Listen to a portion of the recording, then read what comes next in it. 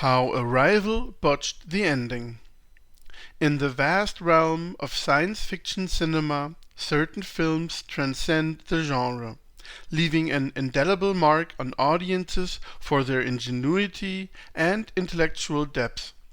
Arrival, directed by Denis Villeneuve and adapted from Ted Chiang's short story, Story of Your Life, by Eric Heiserer, is undeniably one such cinematic marvel. It entrances viewers with its mind-bending narrative, breathtaking visuals, and Amy Adams' exceptional performance. The plot unfolds as 12 mysterious extraterrestrial spacecraft land at different locations across the globe. In a race against time, linguistics professor Dr. Louise Banks and physicist Ian Donnelly, played by Jeremy Renner, are enlisted by the US military to decipher the complex language of the alien visitors. As global tensions escalate and governments teeter on the brink of war, Banks strives to unlock the secrets of the extraterrestrial language, facing profound personal and existential consequences along the way. Amy Adams delivers a captivating portrayal of Dr. Banks, a linguist grappling with the intricacies of interstellar communication. Her nuanced performance lends depth to the character, exploring the emotional weight of the protagonist's unique ability to perceive time in a nonlinear fashion, an ability bestowed upon her by the alien language. Jeremy Renner, as physicist Donnelly, provides a solid complement to Adams' portrayal of Dr. Banks, offering moments of humor that lighten the film's otherwise serious and cerebral tone. His wit and playful remarks serve as subtle comic relief, adding warmth to the story while maintaining his role as a curious and insightful scientist. The chemistry between Adams and Renner adds a layer of humanity to the film, grounding the narrative amid its cosmic and intellectual themes.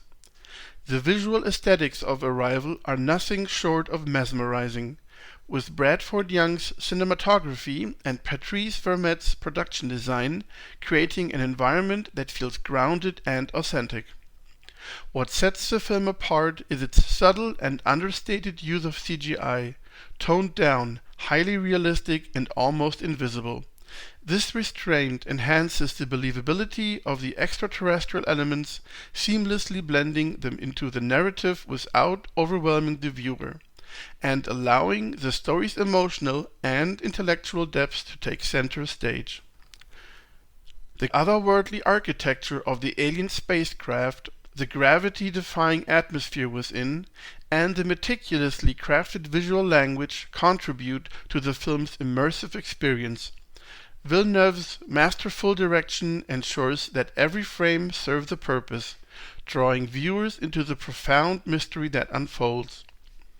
As the narrative progresses, Arrival delves into existential questions, linguistic determinism, and the nature of time itself. The film invites audiences to ponder the intricacies of communication, empathy, and the choices that shape our destinies. It's a cinematic journey that transcends the conventional boundaries of science fiction, leaving a lasting impression on those who embrace its intellectual challenges. So why does a film of such brilliance find itself under the scrutiny of a critique on botched endings? Let's delve into the conclusion of Arrival and explore why, despite its many virtues, the film utilizes a resolution to the plot that is simply impossible. Warning: spoilers ahead. If you haven't seen the movie, do yourself a favor and go watch it now. If you have seen the movie, here's how Arrival botched the ending. Over the course of the movie, Dr. Banks learns to understand the circular language of the aliens, and after a major breakthrough, she is finally able to ask why the aliens have come. Unfortunately, they answer with a statement that could be translated as "use weapon." Scared, China promptly breaks off communications and other nations follow. Banks argues that the symbol interpreted as weapon can be more abstractly related to the concepts of means or tool.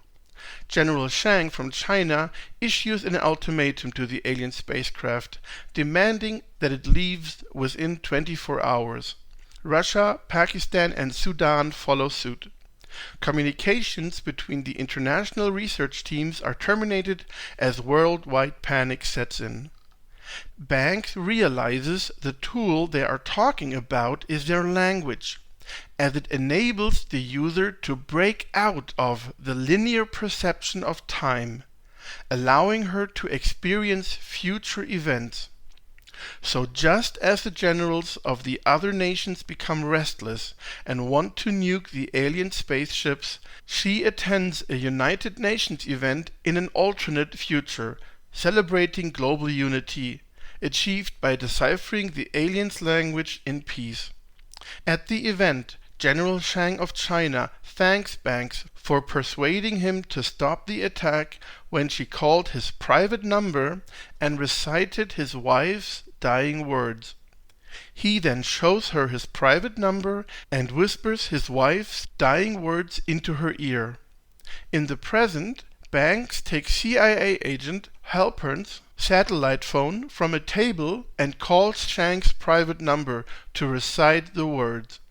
In consequence, the Chinese announce that they are standing down and are releasing their 12th of the message. The other countries follow suit, and the 12 spacecraft depart. Happy ending, right? Unfortunately, impossible.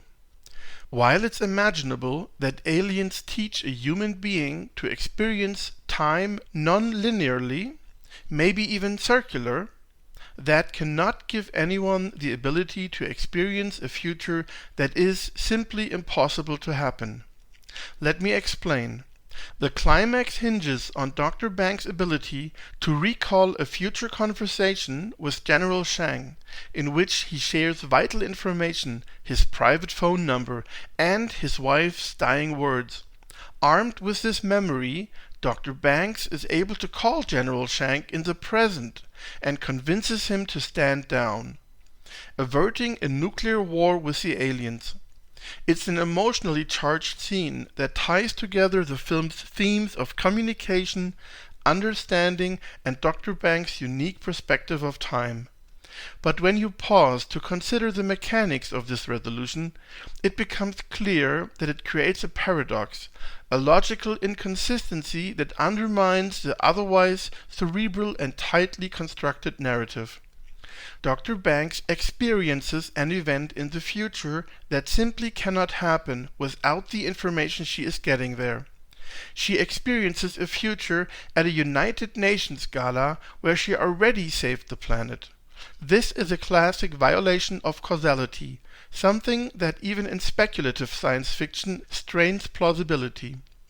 The ending relies on what is commonly known as a bootstrap paradox, a time travel scenario where a future exists without an identifiable origin.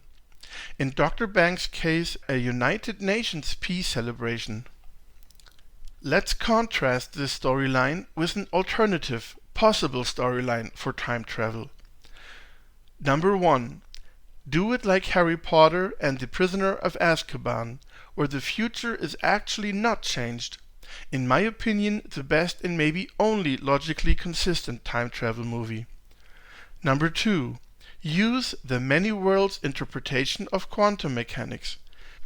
With this approach, Dr. Banks could see another possible future that begins with the observation of a quantum event like a particle decay.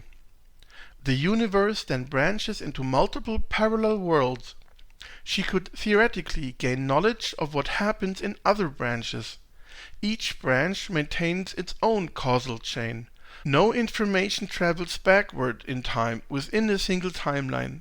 Therefore, there is no violation of causality because the future information comes from a parallel reality, not from the same timeline's future.